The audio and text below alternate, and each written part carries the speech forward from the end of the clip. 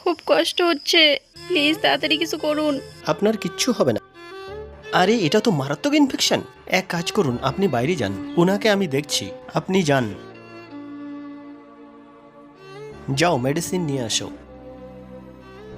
তোমাকে ছাড়া থাকতেই পারছিলাম না, আর আমার হাজবেন্ড বেশি বাইরেও যেতে দেয় না, তাই এইসব নাটক করতে হলো।